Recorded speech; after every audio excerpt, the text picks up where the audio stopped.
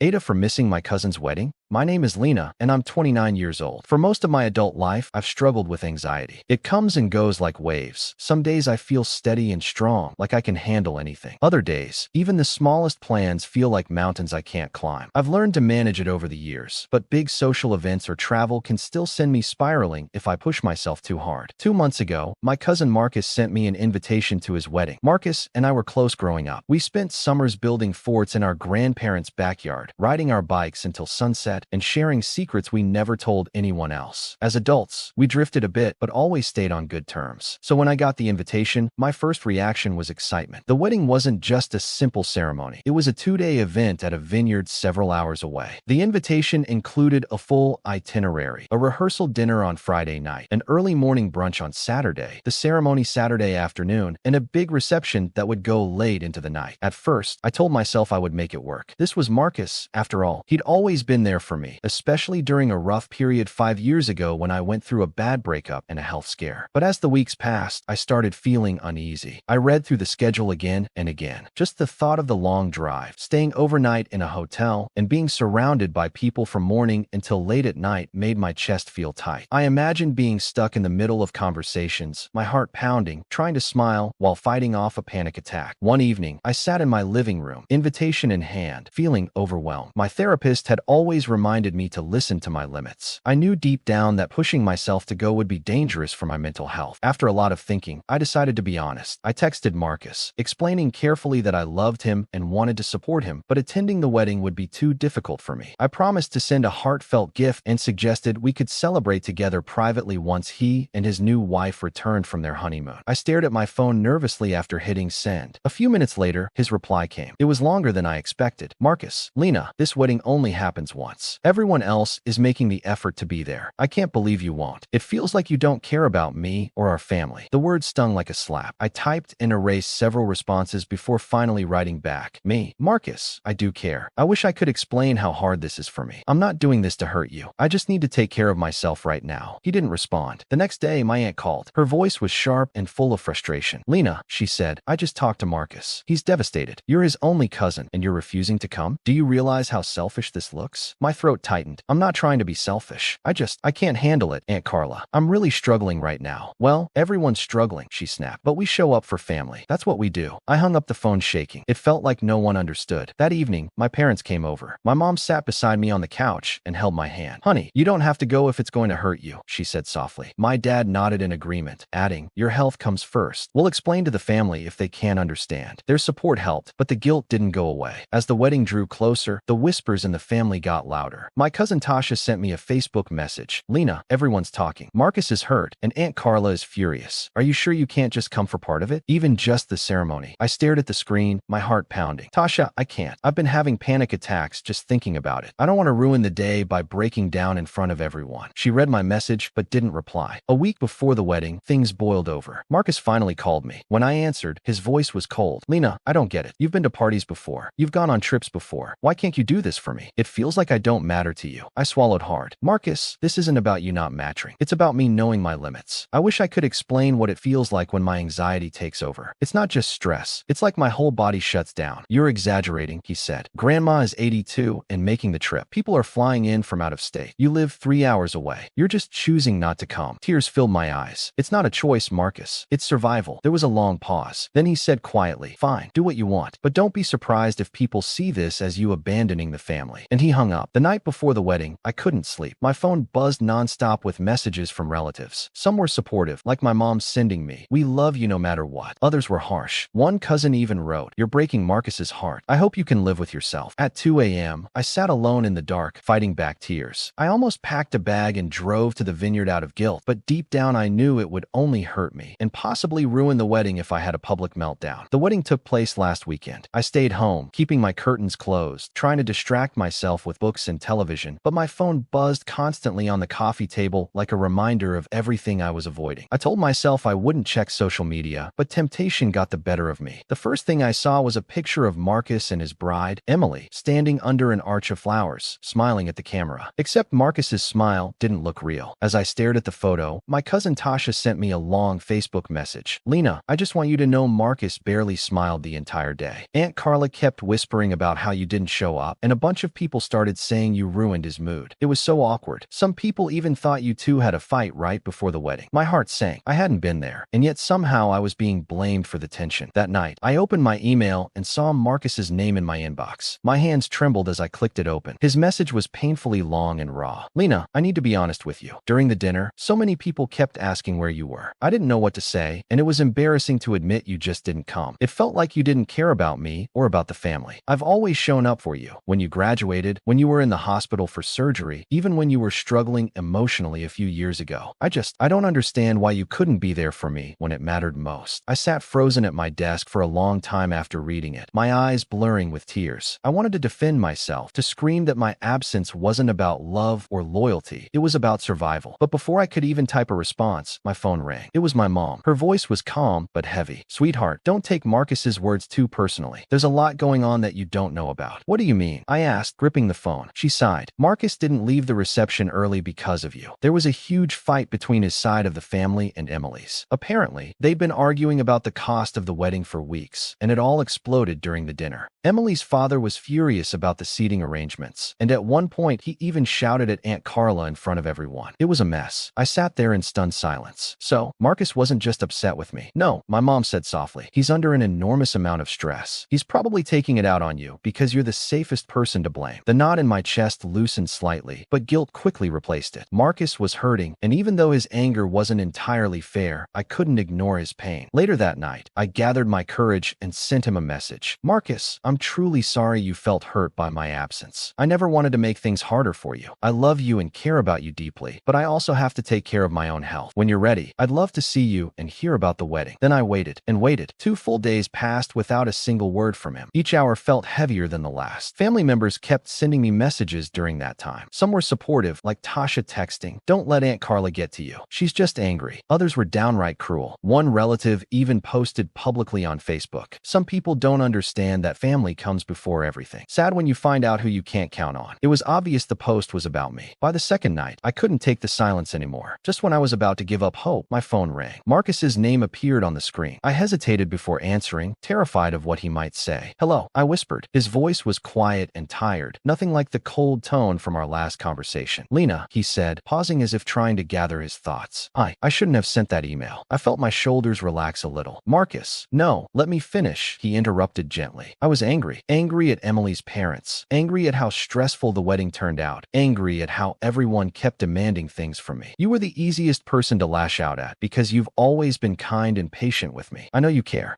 I wanted you there so badly." Tears welled up in my eyes. I wanted to be there too. "But Marcus, my anxiety isn't something I can just push aside. If I'd gone, I might have had a breakdown right there at your wedding. I didn't want to ruin your day like that." There was a long silence. I could hear him breathing on the other end. Finally, he said softly, "I don't want this to come between us." "I don't either," I whispered. We decided to meet for coffee the following week to talk things through in person. But the drama didn't stop there. The next morning, I woke up to a flood of messages from my Aunt Carla. She was livid. "So Marcus is forgiving you now? Unbelievable. You humiliated our whole family, Lena. You left your cousin standing there explaining your absence to dozens of guests. Do you know how small that made us all look?" I didn't reply. Instead, I called my mom, who told me Aunt Carla had been telling everyone that I'd skipped the wedding because I didn't like Emily and wanted to make a statement. That couldn't have been further from the truth. Emily and I barely knew each other. The lies spread quickly. Soon, even distant relatives were messaging me, demanding to know why I hated Marcus's new wife. I tried explaining the truth, but it felt like no one was listening. By the time I met Marcus for coffee, I was emotionally exhausted. When he walked into the cafe, he looked pale and tired, like he hadn't slept in days. We hugged, and for a moment, I felt the tension melt away. But as soon as we sat down, the conversation grew serious. "Lena," he said, rubbing his temples, "Emily's family is furious. They think your absence was some kind of insult. Emily is hurt, too. She asked me why you didn't like her." I shook my head quickly. "Marcus, I don't dislike Emily at all. This has nothing to do with her.